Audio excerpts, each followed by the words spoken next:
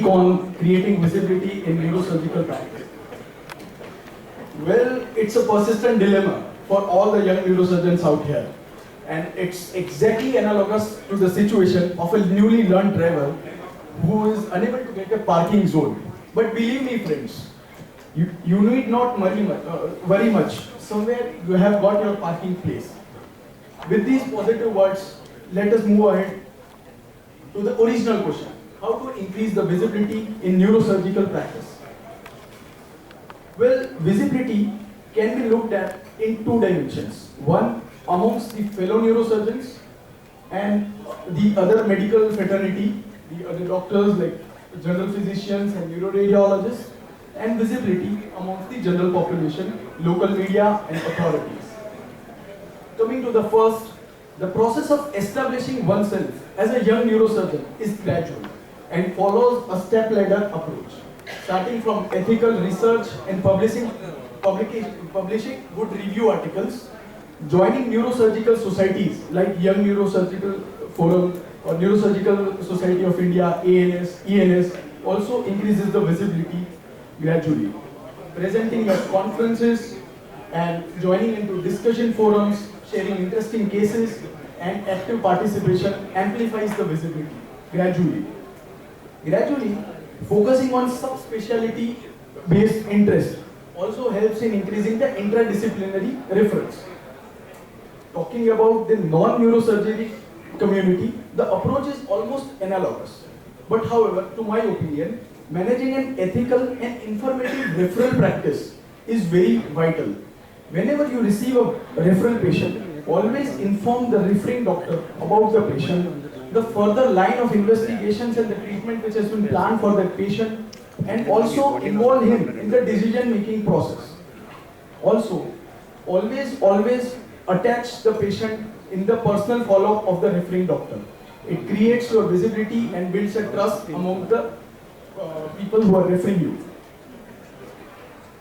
Coming to the another aspect, visibility amongst the general population. Now this is a very open-ended problem and everyone has their own way to solve it. Many of my colleagues have already described their own ways in the first session. Before diving into the solutions, we need to understand the target population we are dealing with. Classically, Indian cities are divided into Tier 1 and Tier 2-3 cities. And Tier 1 cities are more quality and brand sensitive, whereas Tier 2 and 3 cities are price sensitive and referral sensitive. So you need to understand the target population and devise a strategy accordingly. Moreover, there is a significant difference in the digitally accessible community and inaccessible community, and we can also take into consideration to devise the strategy. Let us solve the case when the target population is digitally accessible. Well, what actually is digitally accessible population? It is the population which spends significant amount of time browsing online and social media apps and is sensitive and relies on this online information. One can create a web page and focus on the content, not on advertisement and branding. The content should and must include patient information booklets about the various conditions in neurosurgery and in layman languages, the basic do's and don'ts for the patients who are undergoing surgery, the tips about the rehabilitation, the role of yoga, and true motivational stories of the patients who have underwent the procedures. Obviously, without revealing the identity of the patients and maintaining the privacy of the patients. Another way to increase visibility is among the digitally accessible population. It is to write scientific and meaningful blogs, busting the myths and educating the patients about the recent advances in the surgery. Now there is one important concept that we are not very much aware of, is the search engine optimization. It's a very important and talk in the current concept these days. It's basically to understand whenever somebody or some patient or relative types about a neurosurgeon in the city or an endoscopic neurosurgeon in the city. It is the Google search which appears and the sequence in which the names of all the practitioners they come in.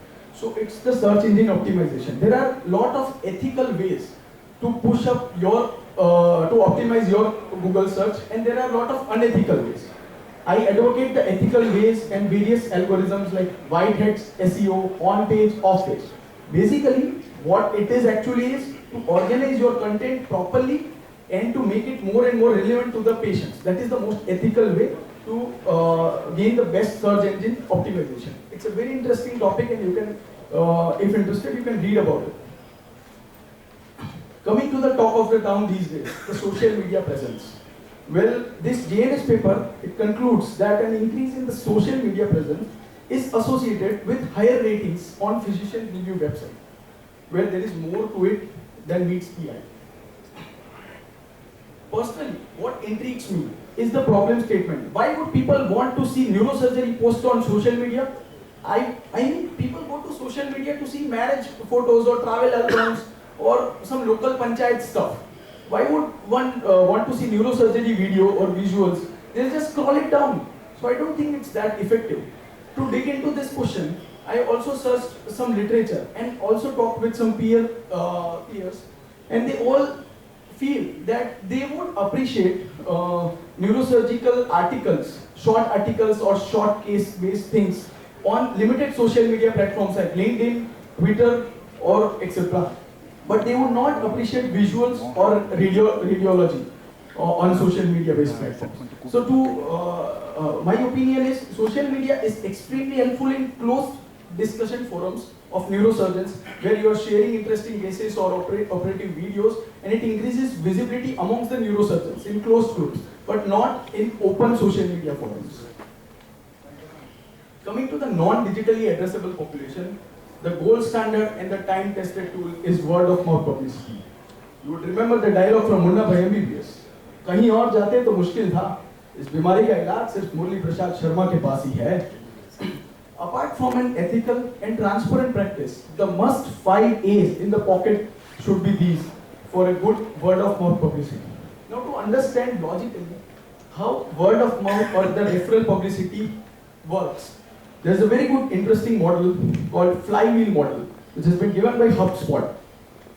The flywheel model consists of 3 main phases. That is the attract phase, engage phase, and the delight phase. The attract phase is just to earn people's attention that you are a neurosurgeon, you are doing this kind of work and surgery in this field. So different strategies like patient education, creating a website, all those things, they come in the attract phase. Completely stranger people, they come and join the flywheel in the attract phase. Once they are attracted to you, they get to your consultations. Once you receive the patient, you can engage them. Now the focus here is just to open up the relationship and trust building, not just closing deals. You must suggest practice-based guidelines, protocol-based guidelines to the patient. It's okay if the patient doesn't get operated from you. You stick to your principles. And you can also suggest second opinions in the city. Those neurosurgeons who are working good in the same field, you can suggest to the patients and send them. It helps in creating a good trust bond. And once these prospects, they become your patients, the customer is the word for marketing, but we need to understand it as a patient, they enter in the delight phase. Now, delight phase is actually the main treatment part of the neurosurgery, which we have learned.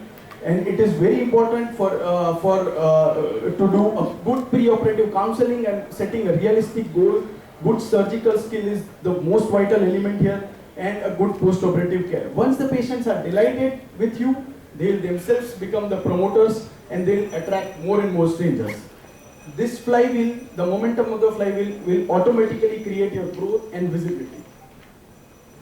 Coming to other ways of increasing visibility non-digitally, that is starting patient support groups, like for rehabilitation, you can start neurofibromatosis group or stroke groups with organizing monthly meeting sessions, starting social media campaigns, or involving into the affiliating with the hospitals which have panel hospitals with the government institutions, availing cashless services to attract more population, and involving in the awareness talks.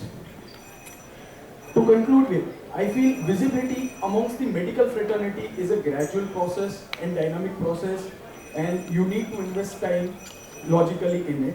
To gain visibility across the general population, one should know the target population and plan the strategy accordingly. The optimal use of websites and tools like SEOs may help, and social media to some extent.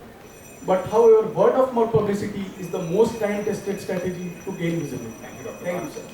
That was a very informative presentation. Now, I'd like to call upon our next speaker, Dr. S.S. Dandapani sir, to speak on audacity versus hierarchy, the road less taken. Dandapani sir.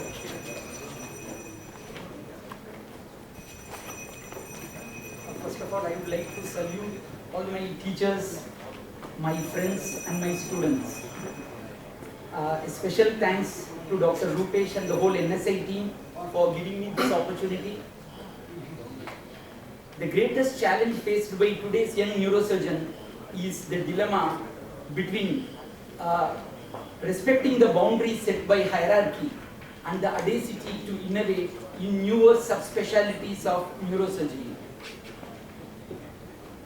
Two woodcutters used to go every day to cut wood, while the first person was continuously chopping wood from day to evening, and the other person used to take frequent breaks. But the person who took break always had more wood at the end of the day than the person who didn't take any break at all. Any guess as to the reason? Yeah, thank you. So there may not be much difference between 0.98 and 1.02, but the same thing, when compounded to the power of 365, the difference becomes phenomenal, 23 lakh times. We cannot expect better results by doing the same thing over and over again. We always tend to think straight, which may not necessarily be the best way. We all know Earth rotates west to east, so if you go in this direction, it may be the shortest route, but not. This is the shortest route, which becomes apparent when we think out of the box. We had a query of which group of SAH patients benefited the maximum from advances in neurosurgery. To do a study straightforward would be next to impossible in the current ethical constraints. So we resolved this outside the box by relying on strength of our team, by merging all the prospectively collected data of our department over 2 decades, and we standardized their outcomes, and we reported this honestly with our new methodology, and Stroke accepted this without much revision. Is 2 is equal to 1? Is this a mathematical proof? Of course not. But what is the flaw? We have lots of myths floating around. Can anyone spot the flaw of this?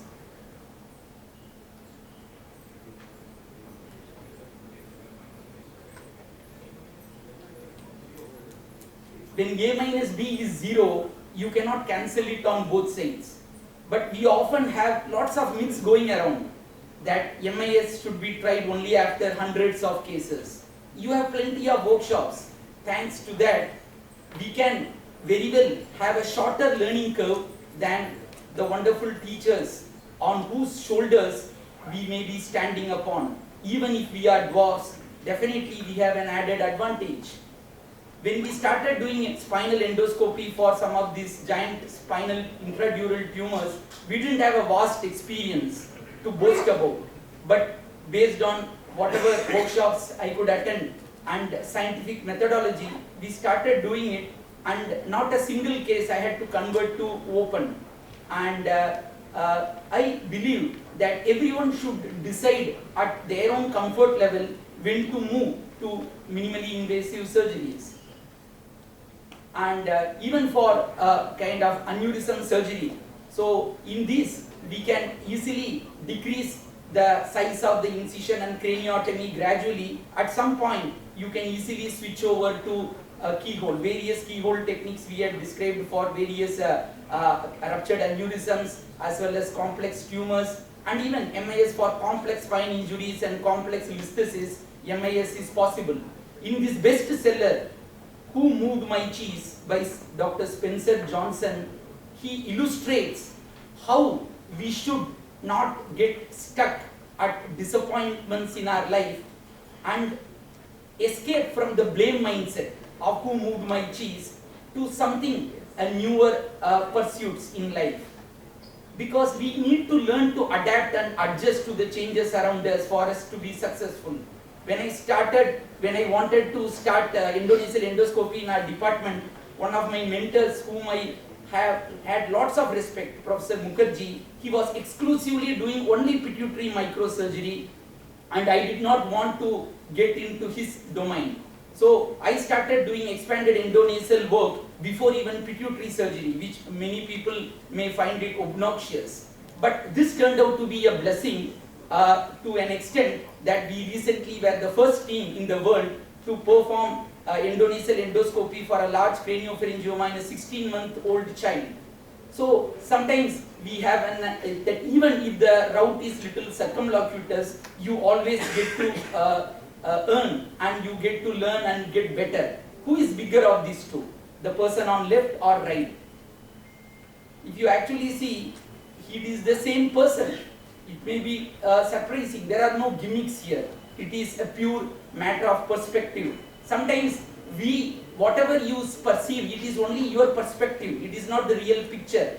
So when I have already told, I first started doing expanded endonasal work, then I moved to pituitary surgery when our dear professor passed away. So when we started doing, I brought in all the expanded endonasal methods of angled endoscope and navigation to pituitary surgery, when so many people used to tell navigation is not needed for pituitary surgery, it is only for beginners. But when we wanted to put this to test and we realized even that few millimeter advantage which navigation gives, you can never match to the technological age, how much ever big surgeon we are. I think we'll have to learn to use technology to our advantage.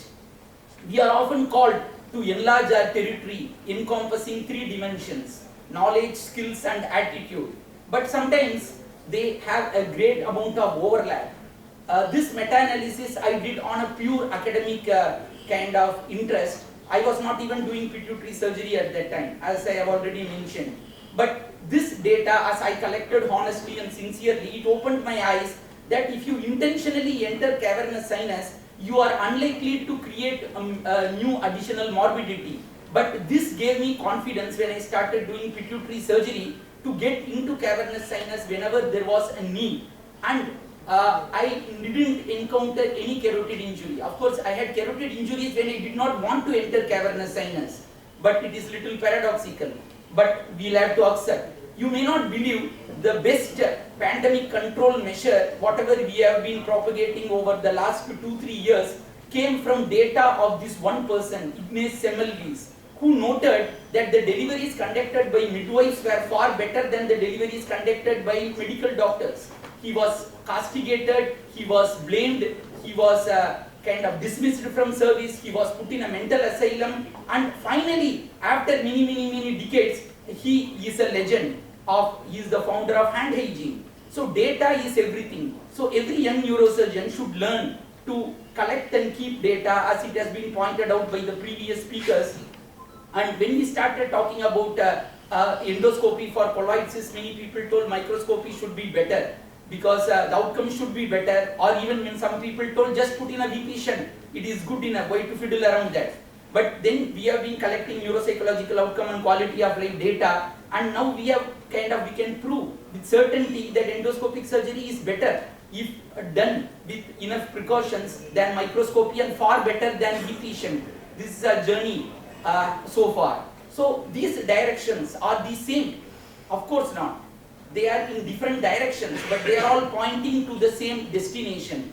We all need to learn to navigate the bafflingly diverse corridors of our own departmental constraints to find our own ikigai, which is an overlap, which is at the confluence of what you are good at, what you love, what the world needs, and what you can be paid for.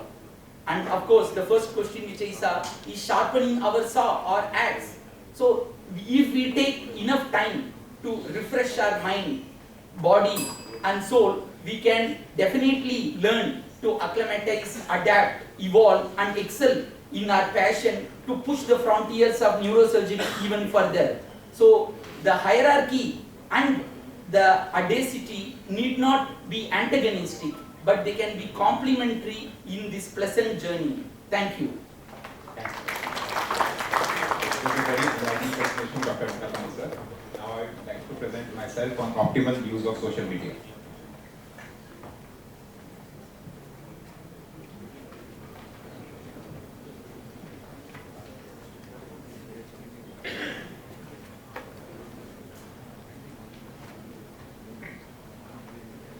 Good morning, everyone. Thank you to the NSI and the Young Neurosurgeon Forum for giving me this chance to present. I'll be presenting on optimal use of social media. As Sir William Osler once said, doctors are an army of silent workers. We really like to speak and present our work. Social media, everyone knows, it's an essential tool in our everyday lives. We are all constantly connected, whether it's by sharing pictures, sharing videos, seeing videos, podcasts, or listening to songs. There has been a gradual shift of balance from real to virtual, and most of us are spending an ever-increasing screen time on social media. Well, we can all argue that social media has a limited direct impact on the neurosurgical practice, but I can assure you that it holds a limitless potential in the form of a rare case, a good case, and if it gets picked up by the algorithm, it leads to a domino effect, and more people, more visibility, and more engagement. So what are the needs and benefits of social media? First and foremost is education, as audiovisual tools leave little to imagination. We all know for the young neurosurgeons, for residents, we make use of YouTube, Facebook channels for neurosurgeons, for AV tools, and they leave very little to imagination. We can see everything right there, right in front. There is a very effective dissemination of experience from the seniors to the junior neurosurgeons, and of course there is an enhanced outreach, and you can share things. After you share, you get connected to other people, and sometimes the posts which are deserving go viral. There is a real-time engagement with peers, and as you all know, on social media groups, you have other neurosurgeons. There's a real-time engagement. You post your picture, you post your case, immediately there's a response from them. They tell you their ideology to treat the same. You can compete with theirs, and there's a good engagement, and we both learn. You can manage perceptions like these. People tend to think of us as like Dreamy or Dr. Strange. We can manage these perceptions and tell them we are just ordinary neurosurgeons trying to do a job. Of course, there is promotion of practice, because online sharing is the new word of mouth with evidence. People used to tell this doctor is good, that doctor is good, but now they can tell on the screen with sharing the pictures of the patient with his testimony or the case or the tumor being completely evacuated. What are the ethics and core values of social media? One, clear identity and anonymity. Clear identity for the doctor and anonymity for the patient. A neurosurgeon sharing his pictures must have a clear name and not like XYZ party supporter 599, Bollywood supporter 199. That does not give a clearer picture of a neurosurgeon. We should have our clear names. And of course, anonymity of the patient is first and foremost, otherwise it can land any of us in soup. Compliance with the website or the application rules and community guidelines. We cannot share just gore content without telling it's an educative content or a labeled picture. Sharing unlabeled pictures may always seem bloody and gore, and it might be taken off the platform. We have to share relevant content, as I just said. We have to be open to discussions. We cannot just post a picture and log out of the social media. That will not create engagement. We have to be open to discussion, take other people's views, lend them our own views, and maybe come out with the best point of view. There is a creativity versus competition. That is, two people from the same department might be wanting to share the same case. So in that case, we have to avoid competition and be creative to share two ways of sharing the same picture or the same case. All of this has to be done in the right spirit and not by a competition. There has to be absence of crab mentality, otherwise no one will grow. Copyright protection is very important, either via ways of watermark or by writing that is copyright, or by creating your own small company and having its logo on the pictures you share. Because once copyright protection is not there, anyone can share a picture and put their own copyright on that.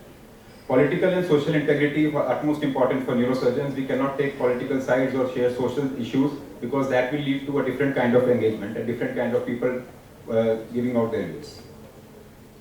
So what are the types of content we can share on the social media? First and foremost is the podcast. On the podcast is an audio content. You can share your journey. You can share your operation theatre experience, or in life of a neurosurgeon in general. These podcasts tend to be a little lengthier, from 15 minutes to 55 minutes, and people can listen to them on the go. A few of the podcasts I like to point out are the Neurosurgery podcast by the Miami University, the Neuro Pathways podcast by the Cleveland Clinic, and the Dura, which is the European Association of Neurosurgeons podcast about what keeps the neurosurgeon up at night. It's a very interesting podcast if anyone is listening to them these days. Pictures say 1,000 words, and sharing pictures immediately gets the audience interested. I'll share a few pictures there, and especially if the pictures are labeled, they immediately create an effect. This is a simple MCNism clip, and the patient is fine on the 3-month follow-up. This well-labeled picture by itself is speaking 1,000 words. Here it's an absence of self-septum pellucidum. We went for endoscopic third ventriculostomy. We can see both the foramen of Monro labeled anatomy. It's good for young neurosurgeons. Here we can say stereotactic biopsy going on in an awake patient. These pictures create a heavy impact in the community of doctors, especially doctors who are not neurosurgeons. They tend to refer you better patients just on the basis of 1 or 2 pictures which create an impact in their mind. Videos can be either educative and surgical. We all know the surgical videos being shared on YouTube and everywhere else. They can also be educative videos, especially for the young neurosurgeons who are yet to become neurosurgeons, who are doing MCH or maybe wanting to become neurosurgeons in the future. Interactive sessions gets you the maximum engagement, like live videos and quizzes. Quizzes, everyone wants to answer and you have to be there. That's the only point. You have to be live and you have to be there when the interaction is going on. Sorry. Now, which platform is best suited? Of course, there are pros and cons for each platform. I'll go about them. Facebook, the pros are it's very effective for specific promotions. Typically has more engagement due to the post being in the newsfeed, and it increases brand awareness. It's very good to create your page and launch a product on Facebook, to go live on Facebook Live. The cons are it only reaches your followers or friends of friends, and less impact with smaller follower base. Instagram is a very creative and very visually attractive platform. The pros are there are lots of categories, easy to find your niche, and it's easy to reach specific target audience using hashtags. Effective promotion and more appealing interface than Facebook. Cons are there are no clickable links there, and there are a lot of fake IDs, lot of fake likes because of the bots on Instagram. Peer-to-peer apps like WhatsApp groups, they are one of the best groups to share your posts because all the peers there are neurosurgeons. Immediately you get a response. It might also appeal to not just sharing your work, but also asking questions, what to do about it, where to go about it. It's always better to put it on peer-to-peer apps like WhatsApp other than on Facebook. So other peer-to-peer apps are now coming up like MyMedi, and there's one in Japan. Twitter, of course, it's best for useful networking. Twitter is very good for networking, and tweets are indexed by Google, so it boosts your social media search engine optimization. Taking part in Twitter chats is a great way to meet other business partners and get advice. However, there's a major con that there is a character limit in Twitter, and we usually like to share the story of the patient, how he came and how he is in now. Also, it's a very fast-moving platform, so the posts get very quickly buried. So you have to take care of that. YouTube is one of the most preferred platforms, as there are 800 million monthly viewers. Most people see YouTube. It's free. It yields amazing search results, quick loading times, very good opportunities for paid promotion of videos, and it's a universally recognized platform. The cons are there are a huge amount of content to compete with. You can only load 15-minute videos to start with.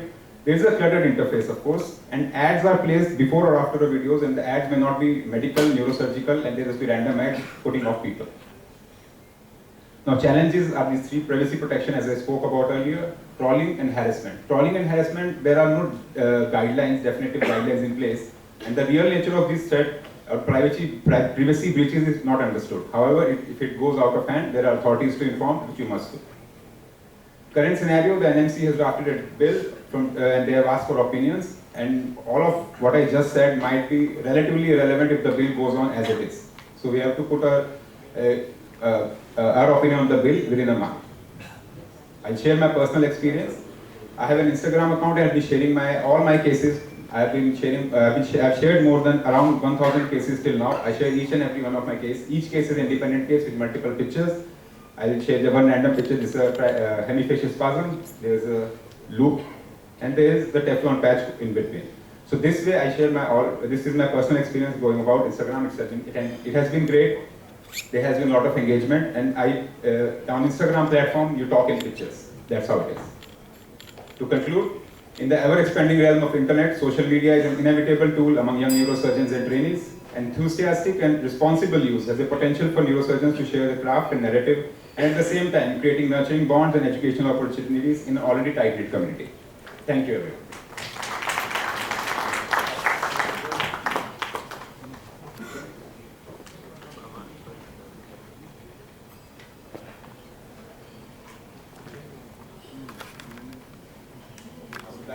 invite Dr. Ajay Hegde now. And he'll talk about performance-based surgical logbooks in India. Are we there yet?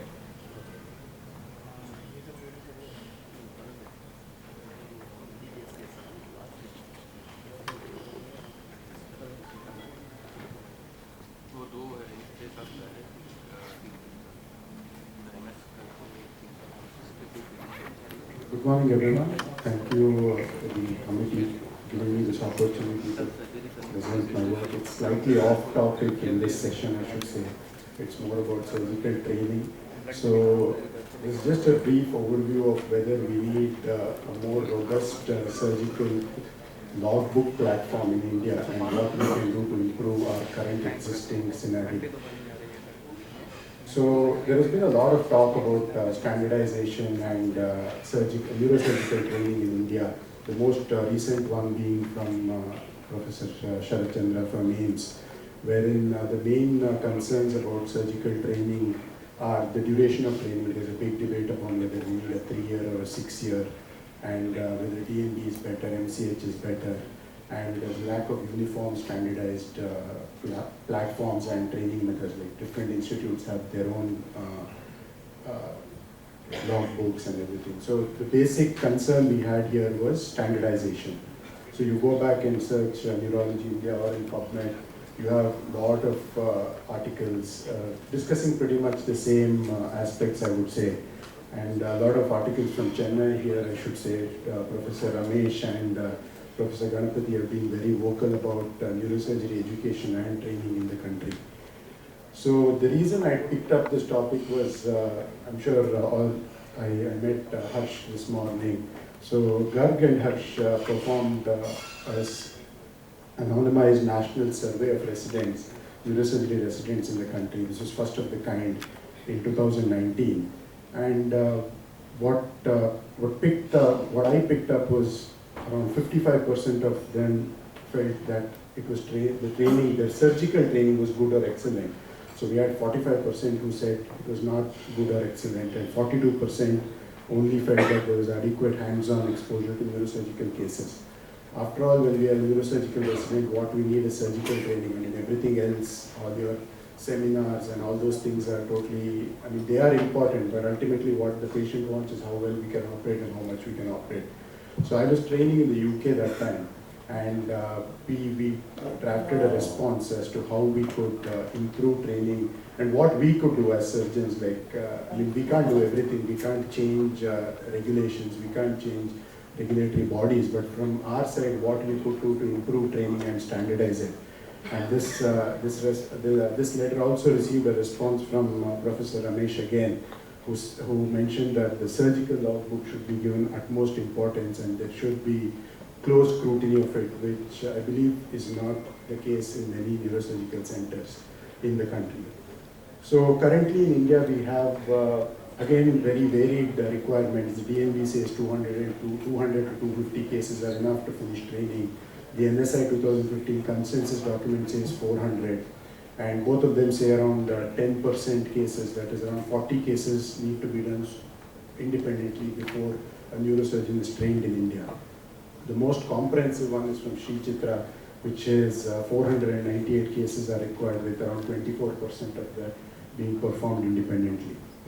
When we compare ourselves with other countries, so the United States has a prolonged training duration. They say they require 800 cases, out of which 400 have to be as a primary surgery. And when we see this longitudinal survey, only cranial cases, the number of cranial cases the US neurosurgery resident does is far more than what is required, and it has been increasing over the years. And in the United Kingdom, we have a requirement of around 1,200 cases, wherein 70% of them should be done as a primary surgeon over a duration of 8 years. So when we compare different, the India, United States, UK, EU and Australia, you see that our requirement is probably the lowest in spite of we having 1 billion people. And this was actually reiterated by a recent paper in World Neurosurgery from AIIMS and other institutes, where they said on an average, a neurosurgery resident in India performs around 400 to 500 cases. So the current standards are, as we all know, logbooks are populated from surgical theaters, and there are probably an informal paper print combination. They're not validated by a trainer and probably done a few months before our training, as we all know. And what is required is probably a surgical logbook which is populated every day when a case is completed, involvement of trainee in specific surgical steps, immediately validated by a trainer how it is in the West, and report generation at periodic intervals to build efficiencies. So at Kasturba Hospital, Manipal, when our HOD, Professor Girish Menon, came in 2005, we established an online surgical log. I mean, it didn't have the intricacies of approval and everything, but on an average, our residents, I trained there too, so we performed around 500 cases during the period of our training with a good mix of cerebrovascular, CSF-related, degenerative spine, and other developmental and functional cases. So this is how it is, I would assume, in different parts of the country. But again, we don't have data to compare different institutes, I should say. So what we could do as a community, as the Neurosurgical Association of India, and as we young neurosurgeons who are going to be probably taking up a big role in training the next generation of neurosurgeons, is we probably need to define something what we can achieve in the country. And I believe strongly that NSI should take up this and take it forward. From our side, what we have started is this year we have started a platform called eSurgLog.in. So it is predominantly based on the United Kingdom platform, where you have a trainee mode, you have a trainer mode. So when a trainee finishes up a case, what he can do is he can log the case, and that would automatically go to the trainer, and the trainer can approve the case. So the trainee would log his case based upon these 4 or 5 criteria: whether he observed a step, whether he assisted that step, whether he was supervised by somebody scrubbed, or was he supervised by somebody just standing in the room, or did he perform the whole case on his own, or was he training his junior. So once a trainee fills up this, so next comes the trainer, the faculty or the consultant who he is involved with can approve of it under these levels, which is grade 0 is he cannot perform the procedure, and level 4 is that he can perform it and deal with its complications as well. So this would give us a very objective and a standardized way to kind of grade our training platform and compare it with the Western population, I should say. So this is a brief demo of how the platform works. So you can see that you can add a procedure, just a test procedure here. So his involvement.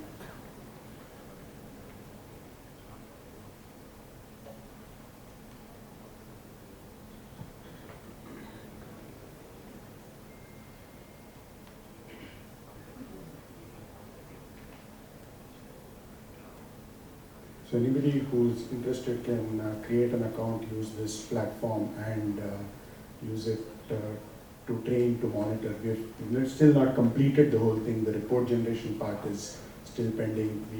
We welcome all of you to provide your comments and suggestions. And Sridhar says that NSI, if they can take it forward, I'm happy to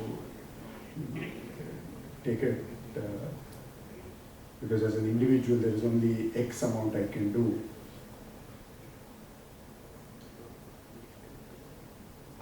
So once you create it, then you can always go, and I've created one in my own name, so you can download reports. You can.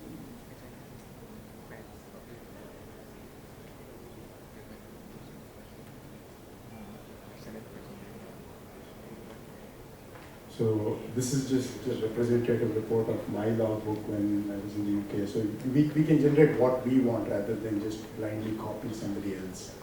So that's all I have to say. So anybody is interested, they can just write us an email, and we'll be happy to respond. Thank you.